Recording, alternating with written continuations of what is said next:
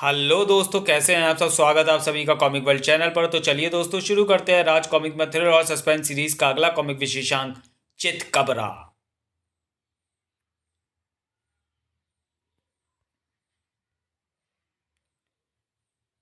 कुछ लोग अपनी जिंदगी को केवल जीते हैं, कुछ लोग उसे भरपूर एंजॉय करते हैं, तो कुछ को शौक होता है उसको खतरे में डालकर जीने का। हल्की सी भी चूक उसको ऊंचाई से इस मुकाम पर पहुंचा देगी जहां मौत बसती है। उसने कई बार मौत को मात दी है। वेल डन मिस्टर तुषार, आपने एक और रिकॉर्ड बनाया है। क्योंकि डेथ रॉक के नाम से प्रसिद्ध खड़ी चट्टान पर बिना रस्सों की मदद से आज तक जिसने भी चढ़ने की कोशिश की, उसने सिर्फ मौत पाई। मौत को हर पल छकाना ही मेरी जिंदगी का मकसद है। तुम्हारा मकसद मेरी समझ में नहीं आया। मेरे पापा को चैलेंजिंग एडवेंचरस मैन कहा जाता था रिया। पैराग्लाइडिंग करते समय उनकी मौत हो गई। माँ सदमे से चल बसी। उस वक्त मैं 16 साल का था। माँ बाप की चिता का अंगार उठाकर मौत से दुश्मनी का ऐलान किया। तब से जब भी मौत को शिकस्त देना चाहता हूँ देता हूँ तो मन को थोड़ा हल्का पाता हूँ। जिस मौत ने मेरा परिवार मुझसे छीना, उस मौत से जीतकर मुझे खुशी मिलती है। तुम्हारी खुशी में ही मेरी खुशी है। ये तुम कहाँ आ गए रिया? इस पार से उस पार की गहराई को देख रही हो? ये सड़क जरूर लैंडस्लाइड के वक्त टूट गई होगी।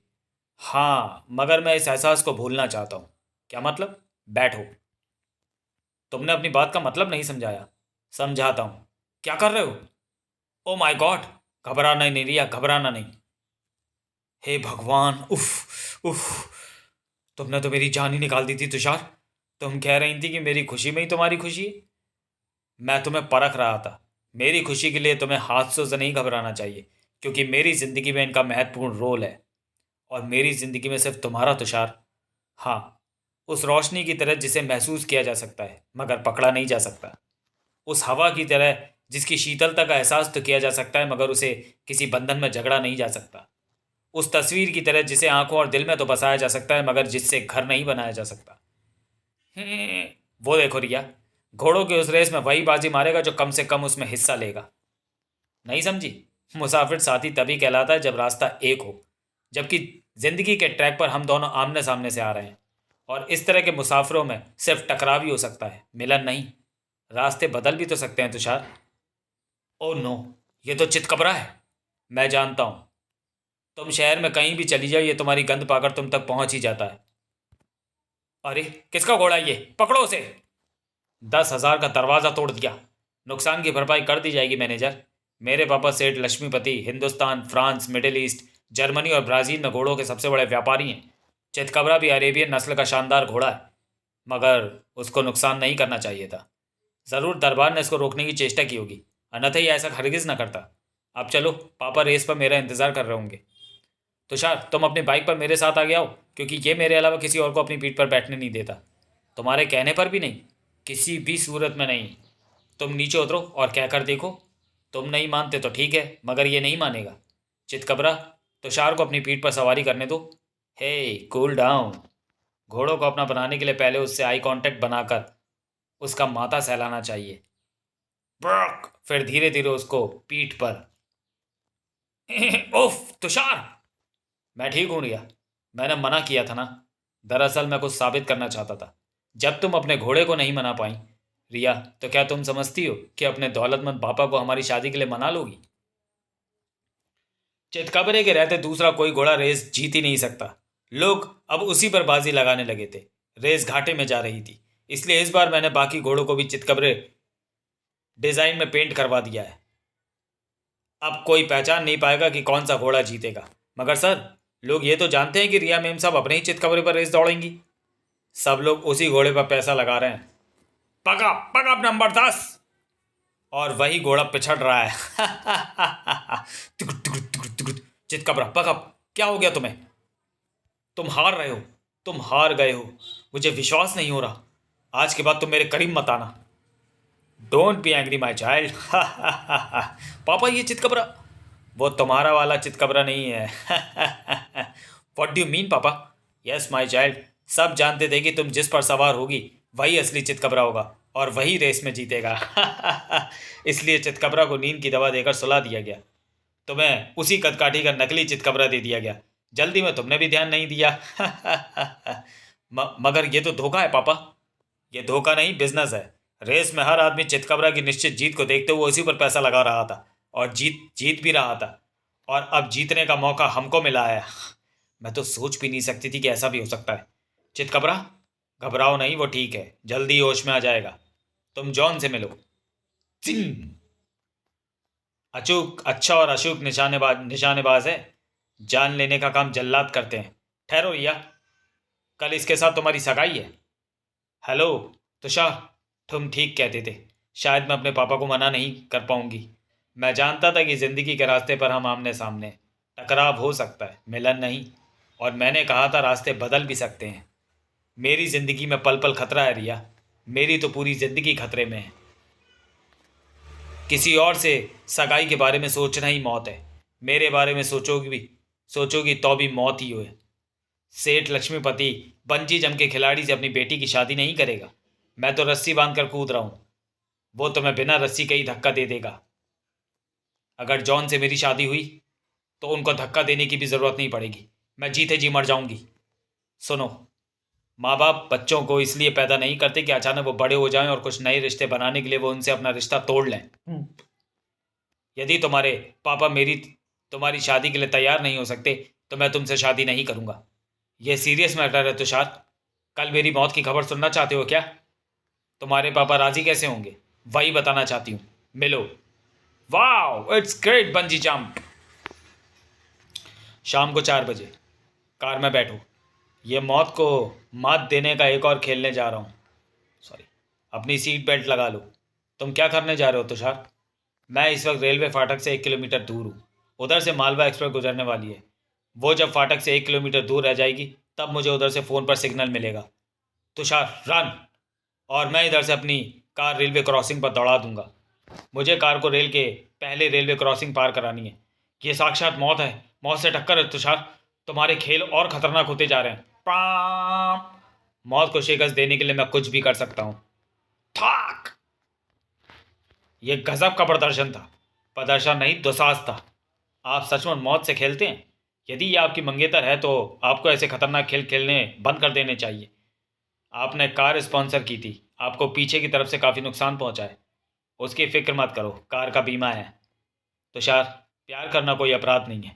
मैं अपने प्यार का ऐलान केवल पापा के ही नहीं, सारे ज़माने के सामने करना चाहती हूँ। क्योंकि मैं जानती हूँ कि यदि सिर्फ पापा इस बात को जानेंगे तो वो मेरी आवाज़ को दबा देंगे। मैं चाहती हूँ कल यदि मेरी सगाई हो तो वो सिर्फ तुम्हारे साथ हो। क्या करना चाहती हो? अभी बताती हूँ, खुद देख लेना। Hello, star news helpline. मैं रिया बोल रही हूँ। सेठ लक्ष्मीपति की इकलौती बेटी तुषार नाम के एक लड़के ने मेरा अपहरण कर लिया। वो इसी वक्त मुझसे सनातन धर्म मंदिर में ज़बरदस्ती शादी करना चाहता है, वरना वो मुझे मार डालेगा या मेरे ऊपर तेज़ाब फेंक देगा। अब हमें फ़ौरन सनातन धर्म मंदिर पहुंचना होगा। ये कौन सा खेल है? तुम्हें मौत के साथ खेलते देखते हुए मौत का एक रोमांचक खेल खेलने की मुझे भी सूझी है, मगर अपहरण का क्या चक्कर है? तुम मुझे अंदर करवाओगी क्या? मौत को बार बार मौत देने वाला जेल की शिक्षों से डर गया। कैद मुझसे मौत की टक्कर कैद मुझसे मौत से टक्कर की बार बार की जाने वाली कोशिशों का दम निकाल देगी। स्टार न्यूज़ के लोग आ गए हैं तुषार। वो तुम ही हो, लेकिन यहाँ तो शादी के लिए हमें कोई ज़बरदस्ती होती दिखाई नहीं दे रही। ये सच है कि तुषार की ज़बरदस्ती वाली खबर झूठी थी, मगर यह सच है कि हम दोनों एक दूसरे को चाहते हैं और शादी करना चाहते हैं। अब यदि मेरे पापा को पता चला तो बाद में वही होगा जो ऐसे केस में होता है। तुषार पर मेरे अपहरण का आरोप लगाया जाएगा, उसे जेल भेज दिया जाएगा। मैं उसका वो अंजाम नहीं मैं उसका वो अंजाम नहीं चाहती थी, इसलिए मैं खुद ये बयान दे रही हूँ। स्वीकार कर रही हूँ कि मैं तुषार से प्यार करती हूँ। हम दोनों शादी करना चाहते हैं, मगर तुषार बिना पापा की मर्जी के मुझसे शादी नहीं करेगा। पापा, प्लीज़ हेल्प अस। तो आपने देखा कि प्यार के मामलों को किस तरह अपहरण का रूप दिया जाता है। रिया और तुषार का प्यार शादी के मुकाम तक पहुंचेगा या नहीं, ये तो समय बताएगा। हम सिर्फ ये बताना चाहते हैं कि मोहब्बत के दुश्मन ज़रा होश में आओ। स्टार न्यूज़ से मैं विपुल। कई सामाजिक संगठन उसके साथ आ गए थे। तुमने अपने प्यार को जेल जाने से बचाने का अच्छा रास्ता चुना। हम तुम्हारे साथ हैं। और मैं भी। मुझे अपनी बच्ची की खुशियाँ प्यारी हैं। तुषार, मैं तुम्हें सिर्फ अपनी बेटी दूंगा, बाकी कुछ भी नहीं। इसने तुम्हें चुना है, तुम जिस हाल में रखोगे ये रहेगी। तुषार को आपसे कुछ और आस नहीं है पापा, लेकिन इस शादी के लिए तुम्हें मुझे कुछ दिनों की मोहलत देनी होगी। और तुषार, तुम मुझसे घर पे आकर मिलना। कुछ तैयारी करनी होगी भाई। जी। अगर अक्सर ऐसा होता है कि इंसान जो सोचता है वो पूरा नहीं होता। Arrest him inspector Bhilwara, arrest him.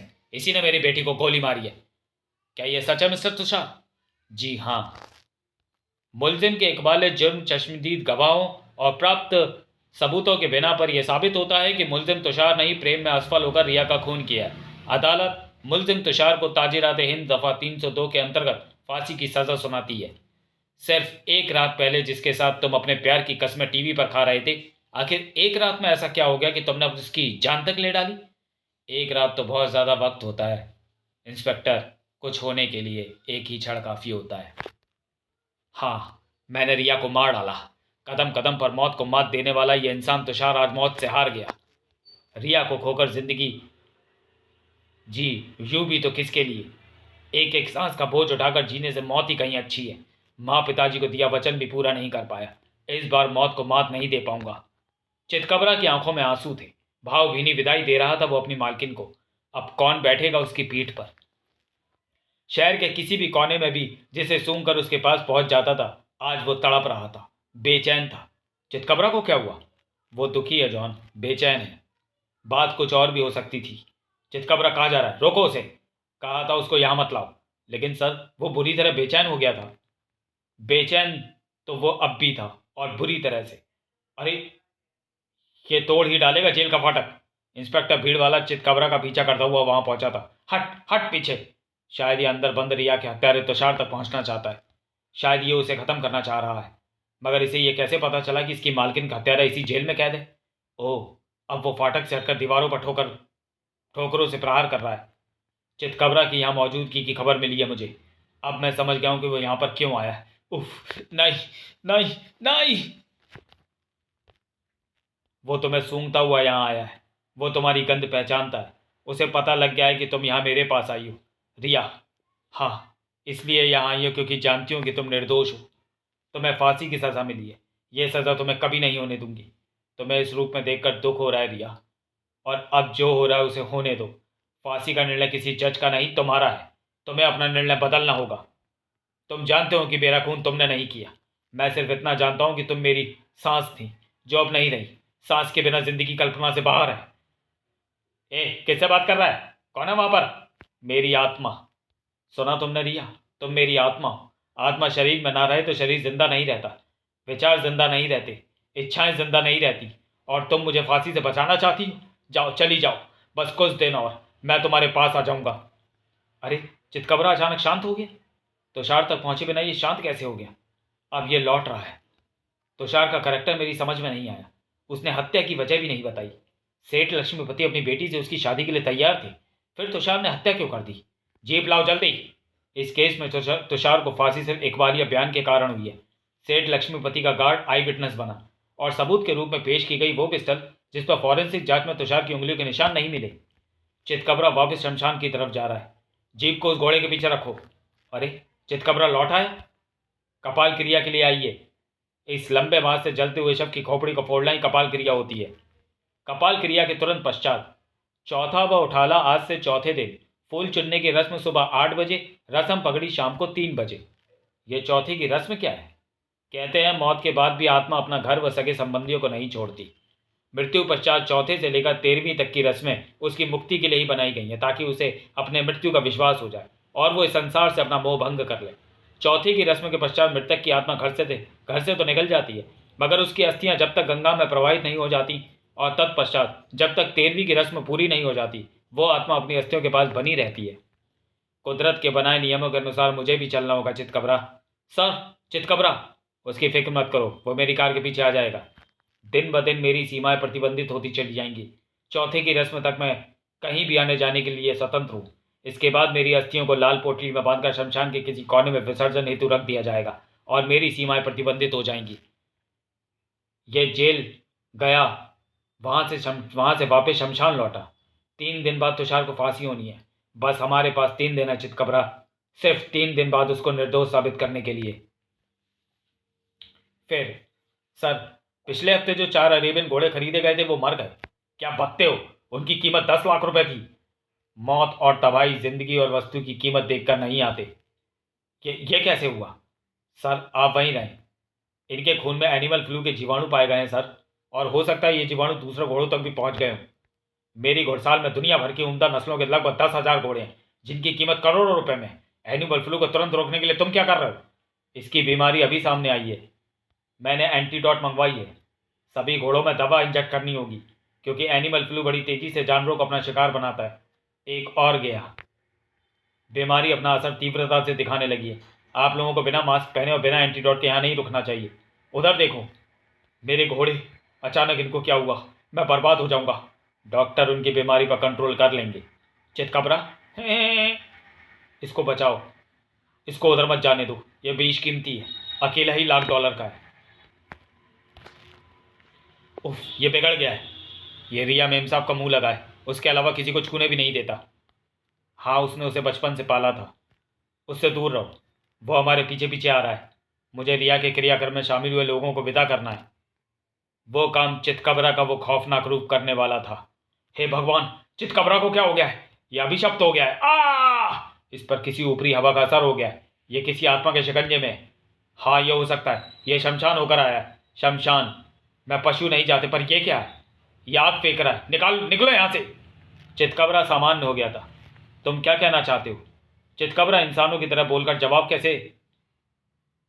Chitranjan जल गया है, इसको अंदर ले जाना होगा। सर, आपको भी मदद करनी होगी। बहुत जलन हो रही है सर। वहां बिस्तर पर पहले से कोई सो रहा है। कमाल है, इन हालात में कौन सो रहा है? मैं देखता हूँ। यहाँ पर तो कोई भी नहीं है। इस घर में भूत आत्माओं का कब्जा हो गया है, इसे खाली कर दो। मेरे इस बंगले की कीमत 50 करोड़ है। ऐसी अफवाहें इसकी कीमत कौड़ियों की भी नहीं रहने देगी। चितरंजन नहीं बचा। चितकबरा, गार्ड ने चश्मदीद गवाह बनकर मेरे तुषार पर यह इल्ज़ाम लगाया था कि उसने उसकी आंखों के सामने मेरे दिल पर गोली मारी है। भला तुषार मेरे दिल पर गोली कैसे चला सकता था? ये दिल तो मेरा था ही नहीं।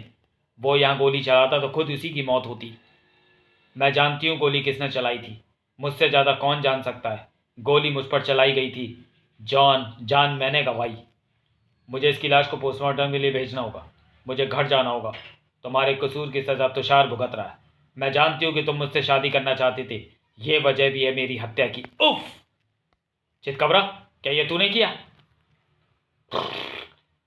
तुझे क्या हो गया है? जॉन, तुम ठीक तो हो ना? ये चितकबरा नहीं, चितकबरा नहीं, ये रिया की आत्मा है। ये सब वही कर रही है। तहकीकात करते वक्त मुझे ये बात चितरंजन से ही पता चली थी कि चितकबरा रिया की गंध अविश्वसनीय हद तक पहचानता था और उस तक पहुंच जाता था। रिया की आत्मा शमशान से जेल गई थी। तब ये बात मेरे सामने स्पष्ट हो गई थी कि जब चितकबरा बिना तुषार तक पहुंचे वापस आ गया था। चितरंजन की मौत का कारण रिया की आत्मा है। क्या अब भी तुम हकीकत को छुपाओगे? मैं जानता हूं तुषार निर्दोष है। सेठ लक्ष्मीपति, तुम्हारी बेटी तुम्हें तबाह कर रही है। बताओ हकीकत क्या है? तुषार ने रिया के कत्ल का इल्ज़ाम अपने सिर क्यों लिया? हाँ, उसने रिया के कत्ल का इल्ज़ाम अपने ऊपर लिया, क्योंकि वो रिया की बदनामी बर्दाश्त नहीं कर सकता था। उसको मेरे काले धंधों की भनक मिल गई थी। मेरे तार अपराध जगत से जुड़े थे। मैंने उसको फंसाने की साजिश का काम जॉन को सौंपा था। रिया से चिड़े बैठे जॉन ने मेरी बेटी को ही गोली मार दी, ताकि उसके खून के इल्ज़ाम में तुषार को फंसाया जा सके। तुषार ने रिया को मारा पाया तो उसका खून अपने सिर ले लिया। वो नहीं चाहता था कि रिया को कोई अपराधी बाप की औलाद कहे, क्योंकि जॉन पकड़ा जाता तो वह सारी हकीकत उगल देता। मुझे जिंदा रहने का कोई हक नहीं। इंस्पेक्टर भिलवाड़ा को तुषार भी जिंदा नहीं मिला। इसने चम्मच को घिसकर उसकी धार से अपनी कलाई की नस काटकर आत्महत्या कर ली। तुम मुझे फांसी से बचा लेती, मुझे तुम्हारे बिना जीना पड़ता, जो कि मुमकिन नहीं था। समाप्त। तो चलिए दोस्तों, वीडियो को यहीं समाप्त करते हैं और मिलते हैं थ्रिलर सस्पेंस सीरीज के अगले कॉमिक विशेषांक में अगले वीडियो में। तब तक के लिए धन्यवाद।